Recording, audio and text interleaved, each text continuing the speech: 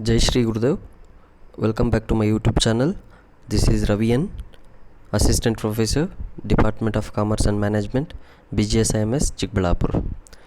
Yes, dear students, in this video I am going to explain the problems under income from house property, that is calculation of gross annual value. Calculation of gross annual value. So we already know the format how to calculate the gross annual value. So in this gross annual value, or before step into the concept gross annual value, so we should know the format. So format, there are three steps. First one, we have to calculate notional rent. Secondly, expected rent, and finally actual rent. So these are the three steps we need to calculate. So after that we'll get a gross annual value.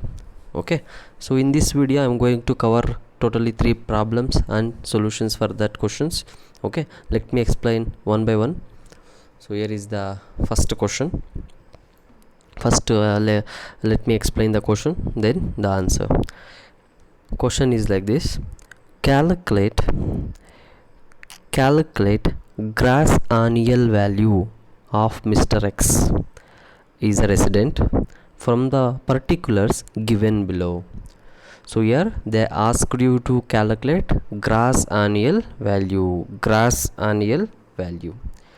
and so whose gross annual value you need to calculate, in the sense Mr. X. So Mr. X is the resident. So Mr. X is the assessee in the question, and he is a resident in India. So the information is like this: FRV means fair rental value, 90,000 per annum. MRV means municipal rental value, that is rupees 85,000 per annum. Annual rent 75,000 per annum. Standard rent 55,000 per annum. Okay, so this is the question. So here FRV is given, MRV is given, annual rent is given, and standard rent is given. So now let me explain the answer for the first question. So first, for all the questions compulsorily, so you have to write the heading, that is computation of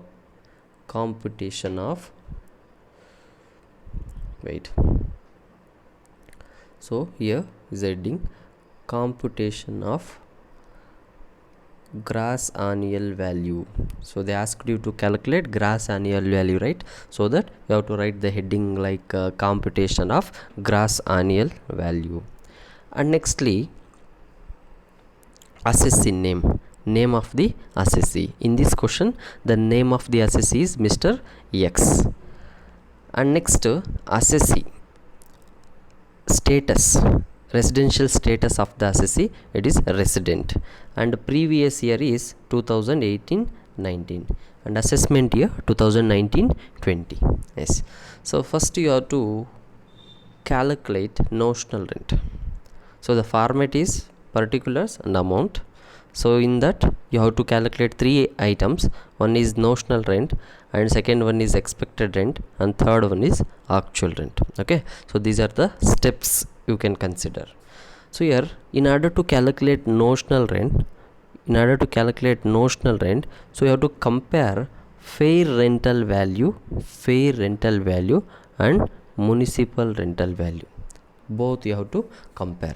So these two items has to be compared, and whichever higher will be the notional rent.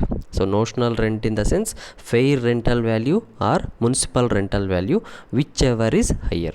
ಈ ಎರಡರಲ್ಲಿ ಯಾವ್ದು ಜಾಸ್ತಿ ಇರುತ್ತೋ, fair rental value ಅಥವಾ municipal rental value, ಎರಡರಲ್ಲಿ ಯಾವ್ದು ಜಾಸ್ತಿ ಇರುತ್ತೋ ಅದನ್ನು ನೋಷನಲ್ ರೆಂಟ್ ಅಂತ ಕರಿತೀವಿ. And secondly expected rent. So expected rent ಅಂದರೆ, in order to calculate expected rent you have to compare two items, that is notional rent or standard rent. So notional rent so first ಸ್ಟೆಪ್ಪಲ್ಲಿ ಬಂದಿರುತ್ತೆ, so ಅದು ಅಮೌಂಟನ್ನು ತಗೊಳ್ತೀವಿ. And standard rent ಕ್ವಶನಲ್ಲಿ ಕೊಟ್ಟಿರ್ತಾರೆ, ಅದನ್ನು ನಾವು compare ಮಾಡಬೇಕು.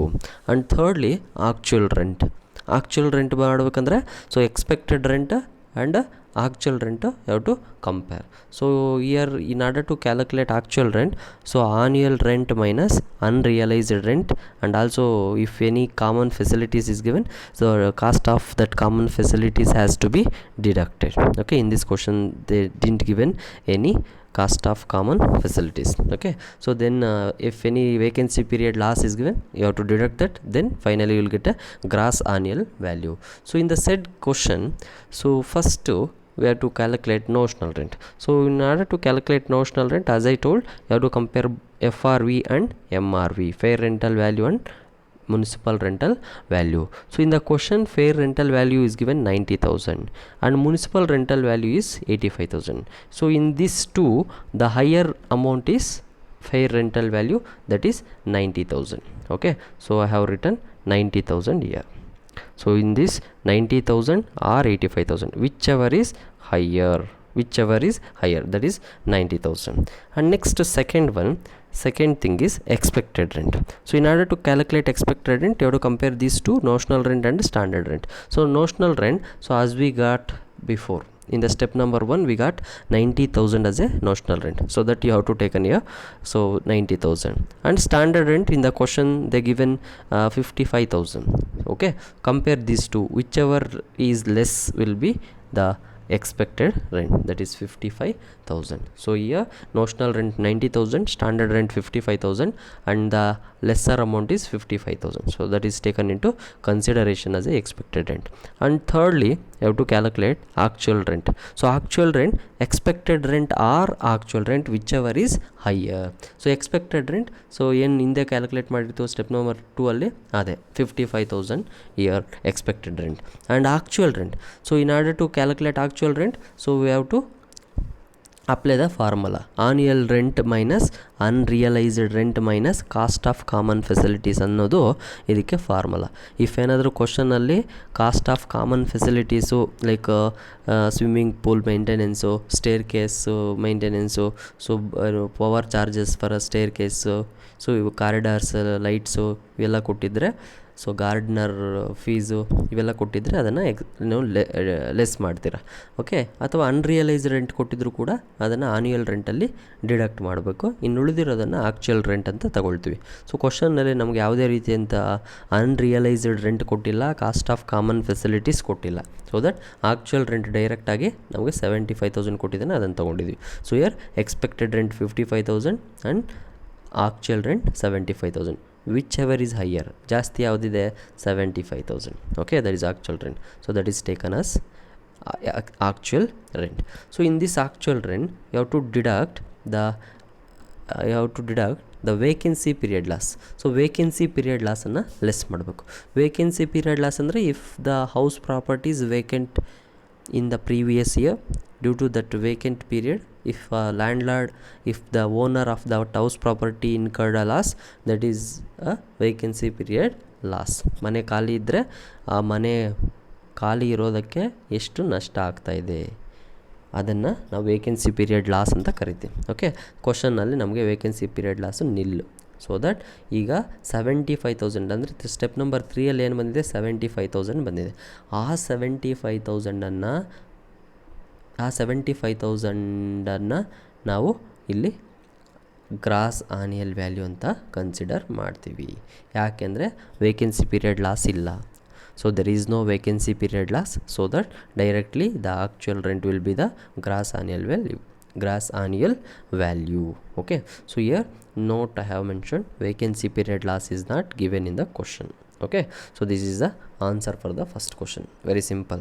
And one more important thing in this answer is illi amount column alli ideyalla 90,000 and 55,000 and 75,000 ಅಂತ ಇದೆಯಲ್ಲ, ಇವೆಲ್ಲ ಆ್ಯಡ್ ಮಾಡಬಾರ್ದು. It does not mean you have to add this. Just ಇಲ್ಲಿ underline ಮಾಡಿದ್ದೀನಿ ನೋಡಿ, ಯಾಕೆ ಅಂದರೆ ಅದನ್ನು ಅಲ್ಲಲ್ಲಿಗೆ ನಾವು ಎಂಡ್ ಮಾಡಿದ್ದೀವಿ ಅಂತ. 90,000 ಆಯಿತು, ಮತ್ತು 55,000 ಮತ್ತು 75,000. ಈ ಲಾಸ್ಟ್ ಬರೋ ಅಮೌಂಟಲ್ಲಿ ವೇಕೆನ್ಸಿ ಪೀರಿಯಡ್ ಲಾಸ್ ಏನಾದರೂ ಇದ್ದರೆ ಡಿಡಕ್ಟ್ ಮಾಡಬೇಕಷ್ಟೆ, ಎಲ್ಲದನ್ನು ಕೂಡ್ಕೊಂಡು ಲೆಸ್ ಮಾಡಬೇಕು ಅಂತಲ್ಲ ಅದರ ಅರ್ಥ.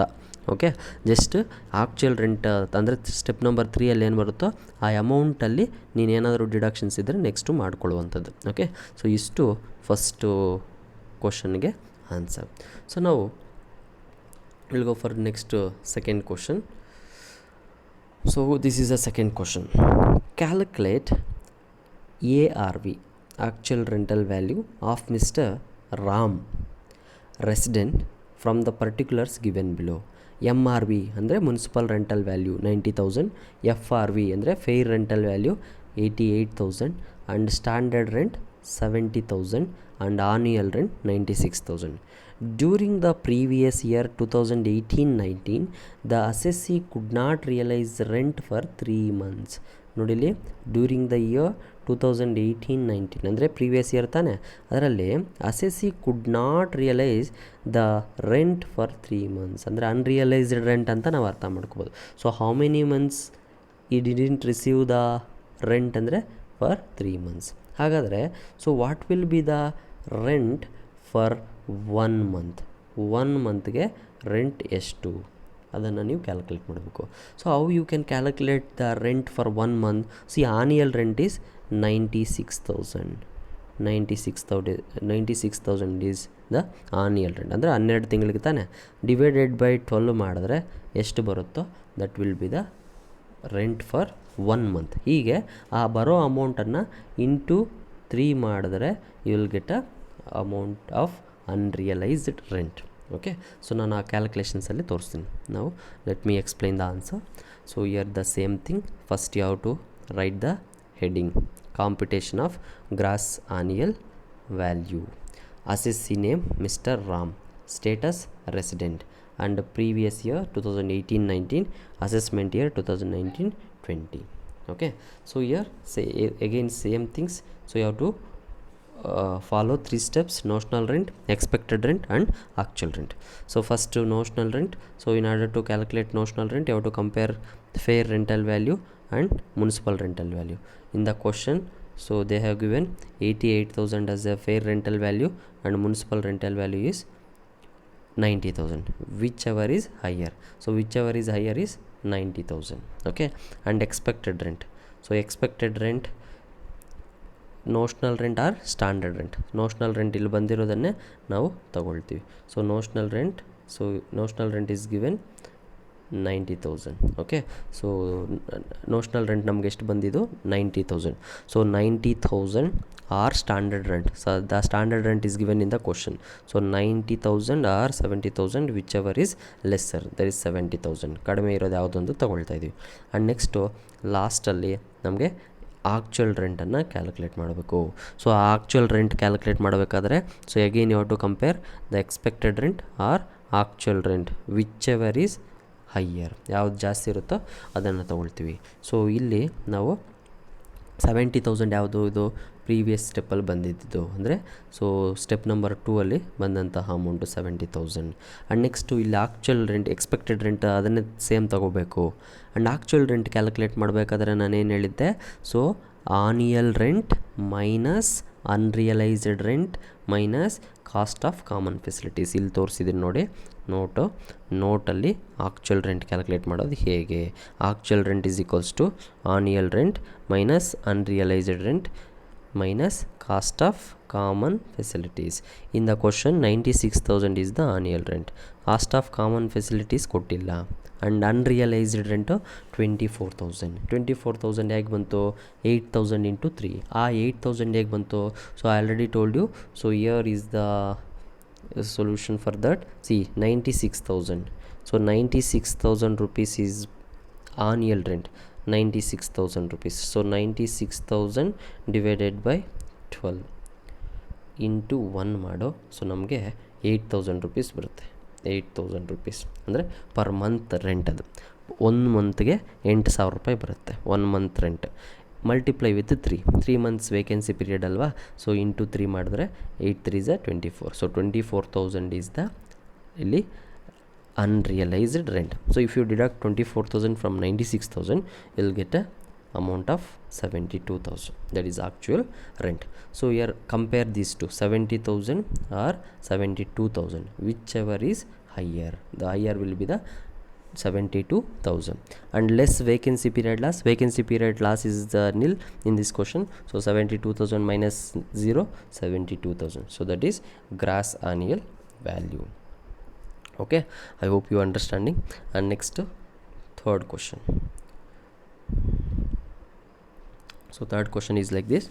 So here, calculate gross annual value of Mr. Ziban, a resident, from the particulars given below. So particulars is given below, so of Mr. Ziban. So Ziban is the assessee, so you have to calculate gross annual value of Mr. Ziban for the assessment year, that is 1920. So the particulars is first is municipal rental value. So municipal value or municipal rental value or MRV ಅಂತ ಕೊಟ್ಟರು ನೀನು ಅದನ್ನು municipal rental value ಅಂತಲೇ consider ಮಾಡ್ತೀಯಾ. ಎಷ್ಟಿದೆ? 1,60,000. ಇಲ್ಲಿ per ಮಂತ per annum ಅಂತ ಏನೂ ಕೊಟ್ಟಿಲ್ಲ. So in this case you have to consider. So this is for annum. And fair rent ಅಂದರೆ fair rental value FRV 1,80,000. Standard rent 1,75,000. Annual rent 1,68,000. Unrealised rent for the year previous year 42,000. ಅವನೇ calculate ಮಾಡಿ ಕೊಟ್ಬಿಟ್ಟಿದ್ದಾನೆ unrealised rent. So ಇದನ್ನು ನಾವೇನು ಮಾಡ್ತೀವಿ? So actual rent calculate ಮಾಡಬೇಕಾದ್ರೆ annual ರೆಂಟಲ್ಲಿ deduct ಮಾಡ್ತೀವಿ. And vacancy period 1 month. So vacancy period last calculate ಮಾಡಿ less ಮಾಡ್ತೀವಲ್ಲ ನಾವು ಆಕ್ಚುಯಲ್ ರೆಂಟಲ್ಲಿ. ಸೊ ಆವಾಗ ನಾವು ಈ 1 ಮಂತ್ಗೆ ಎಷ್ಟಾಗುತ್ತೆ, 1 ಮಂತ್ ರೆಂಟ್ ಎಷ್ಟು ಅಂತ ಕ್ಯಾಲ್ಕುಲೇಟ್ ಮಾಡಬೇಕು. ಹೇಗೆ ಕ್ಯಾಲ್ಕುಲೇಟ್ ಮಾಡ್ತೀರಾ ಅದನ್ನು? ಸೊ 1 ಮಂತ್ ರೆಂಟ್ ಕ್ಯಾಲ್ಕುಲೇಟ್ ಮಾಡಬೇಕಂದ್ರೆ ಸೊ ನಮಗೆ ಇಲ್ಲಿ ಪರ್ ಆನಮ್ಗೆ ಎಷ್ಟು ರೆಂಟ್ ಇದೆ ಅಂತ ಗೊತ್ತಾಗಬೇಕು. ಸೊ ಪರ್ ಆನಮ್ಗೆ ನಮ್ಗೆ ರೆಂಟ್ ಇರುವಂಥದ್ದು 1,68,000. ಸೊ 1,68,000 ಡಿವೈಡೆಡ್ ಬೈ 12 ಮಾಡಿದ್ರೆ ನಮಗೆ 1 ಮಂತ್ ಎಷ್ಟು ಅಂತ ಬರ್ತದೆ. ಇಂಟು 1 ಮಾಡು, ಇಲ್ಲ ಡಿವೈಡ್ ಬೈ 12 ಮಾಡಿದ್ರು ಕೂಡ ಪರ್ ಮಂತ್ಗೆ ಎಷ್ಟು ಅಂತ ಗೊತ್ತಾಗುತ್ತೆ. ಸೊ 1 ಮಂತ್ ಇರೋದ್ರಿಂದ ಸೊ ಇಲ್ಲಿ ಎಷ್ಟು ಬರುತ್ತೋ ಅಷ್ಟೇ ನಮಗೆ 1 ಮಂತ್ಗೆ ರೆಂಟ್ ಇರುತ್ತೆ. ಅದೇ ನಮಗೆ ವೇಕೆನ್ಸಿ ಪೀರಿಯಡ್ ಲಾಸ್ ಆಗಿರುತ್ತೆ. ಓಕೆ, ಸೊ ನಾವು let me explain the answer. So here is the answer. So same again you have to write the heading computation of gross annual value, assessee name Mr. Ziban, and residential status resident, previous year 2018-19, assessment year 2019-20. So particulars. So first ಏನು calculate ಮಾಡಬೇಕು? Notional rent. So notional ರೆಂಟ್ಗೆ ಏನೇನು ನಾವು compare ಮಾಡಬೇಕು? So ಇಲ್ಲಿ fair rental value and municipal rental value ಅವ್ರು ಕೊಟ್ಟಿಲ್ಲ ಅಂದರು. ಅವ್ರೇನು ಕೊಟ್ಟಿದ್ದಾರೆ? Fair rent and municipal rent ಅಂತ ಕೊಟ್ಟಿದ್ದಾರೆ. ಸೊ ನೀನಾದರೂ ಕೂಡ ಏನಂತ ತಗೋಬೇಕು? Fair rental value and municipal rental value ಅಂತಲೇ ನೀನು ಇಲ್ಲಿ ಕನ್ಸಿಡರ್ ಮಾಡಬೇಕು. ಓಕೆ, ಸೊ ಇಲ್ಲಿ ಫೇರ್ ರೆಂಟಲ್ ವ್ಯಾಲ್ಯೂ ಎಷ್ಟಿದೆ? 1,80,000 ಇದೆ. ಆ್ಯಂಡ್ ಮುನ್ಸಿಪಲ್ ರೆಂಟಲ್ ವ್ಯಾಲ್ಯೂ ಎಷ್ಟಿದೆ? 1,60,000 ಇದೆ. ಕ್ವಶನಲ್ಲಿ ಕೊಟ್ಟಿರುವಂಥದ್ದನ್ನು ಅಲ್ಲಿ ಹಾಕ್ಕೊಂಡಿರುತ್ತದೆ. So whichever is higher. So ಈ ಎರಡರಲ್ಲಿ ಜಾಸ್ತಿ ಯಾವುದಿದೆ ನಮಗೆ? So whichever is higher. So higher amount is 1,80,000. And next expected rent. So expected rent calculate ಮಾಡಬೇಕಾದ್ರೆ ನಾವು ಏನೇನು ಕಂಪೇರ್ ಮಾಡಬೇಕು? ನೋಷ್ನಲ್ ರೆಂಟು ಮತ್ತು standard rent. So notional rent ಎಷ್ಟಿದೆ? 1,80,000. ಸೊ ಅದನ್ನು ತೊಗೊಂಡಿದ್ದೀವಿ 1,80,000. ಆ್ಯಂಡ್ ಸ್ಟ್ಯಾಂಡರ್ಡ್ ರೆಂಟ್ ಕ್ವಶನಲ್ಲಿ ಕೊಟ್ಟಿದ್ದೇನೆ 1,75,000. So whichever is lesser. 1,75,000 is the lesser amount. And again third ಸ್ಟೆಪ್ಪಲ್ಲಿ ಏನೋ ಆಕ್ಚುಯಲ್ ರೆಂಟನ್ನು ಕ್ಯಾಲ್ಕುಲೇಟ್ ಮಾಡಬೇಕು. ಸೊ ಆಕ್ಚುಯಲ್ ರೆಂಟ್ ಕ್ಯಾಲ್ಕುಲೇಟ್ ಮಾಡಬೇಕಾದ್ರೆ you to compare expected rent and actual rent. So again actual rent calculate ಮಾಡಬೇಕಾದ್ರೆ the formula is, so ಏನು ನಾನು ಇಲ್ಲಿ ಕೆಳಗಡೆ ತೋರಿಸಿದ್ದೀನಿ ನೋಡಿ ಇಲ್ಲಿ. So actual rent is equals to annual rent minus unrealised rent. So ಅಲ್ಲಿ 1,68,000 ನಮಗೇನಿದೆ? ಆನ್ಯುಯಲ್ ರೆಂಟ್ ಇದೆ. ಮೈನಸ್ 42,000 ಅನ್ರಿಯಲೈಸ್ಡ್ ರೆಂಟ್ ಕ್ವಶನಲ್ಲೇ ಕೊಟ್ಟಿದ್ದಾನೆ. ಸೊ ಅದಕ್ಕೆ ಅದನ್ನು ಲೆಕ್ಕೊಂಡ್ವಿ. ಸೊ 1,62,000 ನಮಗೇನು ಬಂತು? 1,62,000 ಅನ್ನೋಂಥದ್ದು ನಮಗೆ ಆಕ್ಚುಯಲ್ ರೆಂಟ್. ಸೊ ಈಗ 1 ಮಂತ್ ವೇಕೆನ್ಸಿ ಪೀರಿಯಡ್ ಲಾಸ್ಟು ನಾವು ನೆಕ್ಸ್ಟ್ ಲೆಸ್ ಮಾಡಬೇಕಾದ್ರೆ ಕ್ಯಾಲ್ಕುಲೇಟ್ ಮಾಡೋಣ. ಸೊ ಇಷ್ಟು 42,000, 1,26,000 ಆಕ್ಚುಯಲ್ ರೆಂಟ್ ಬಂತು. ಸೊ ಈಗ ಕಂಪೇರ್ ಮಾಡು. 1,75,000 is the expected rent, actual rent is 1,26,000. So whichever is higher? 1,75,000 is the higher. Okay, in that you have to deduct the vacancy period loss. So vacancy period loss ನೀವು ಹೇಗೆ calculate ಮಾಡಿದ್ರಿ? ಇಲ್ಲಿ ನೋಡಿ calculation ಇದೆ. So 1 ಮಂತ್ಗೆ ಎಷ್ಟಾಗುತ್ತೆ ಅಂತ calculate ಮಾಡಬೇಕು. Vacancy period ಎಷ್ಟಿದೆ? 1 month. So 1,68,000 is the annual rent and per ಆನಮ್ಗೆ 12 ಮಂತ್ಸ್ ಇರುತ್ತೆ. ಸೊ ಆಗ ನಮಗೆ 14,000 ರೂಪೀಸು ನಮಗೆ ಅಮೌಂಟ್ ಆಫ್ ರೆಂಟ್ ಬರುತ್ತೆ ಒಂದು ತಿಂಗಳಿಗೆ. ಅಂದರೆ so 14,000 is for 1 month. So ಅದಕ್ಕೆ ಆ 14,000 ಇಲ್ಲಿ ನಾವು ಕನ್ಸಿಡರ್ ಮಾಡಿದ್ದೀವಿ as a vacancy period loss. So if you deduct that 14,000 from 1,75,000 you will get 1,61,000 as a gross annual value. Gross annual value is 1,61,000. Okay, so again remember, so in expected rent So while you calculating actual rent, you have to apply the formula, that is annual rent minus unrealized rent minus cost of common facilities. So ಇದನ್ನು ಚೆನ್ನಾಗಿ ನೆನಪಿಟ್ಕೊಳ್ಳಿ. ಮತ್ತು ಆ ಒಂದು actual ರೆಂಟಲ್ಲಿ ನೀನು vacancy period loss ಇದ್ದರೆ ಅದನ್ನು less ಮಾಡಬೇಕು. ಅದನ್ನು ಲೆಸ್ ಮಾಡಿದಾಗ ಬರೋದೇ gross annual value. Okay, so this is the answer for third question. And hope you understand. Thanks for watching. It is presented by Ravi N, Assistant Professor, Department of Commerce and Management, BGS IMS, Chikbalapur. Thank you all. Jai Shri Gurudev.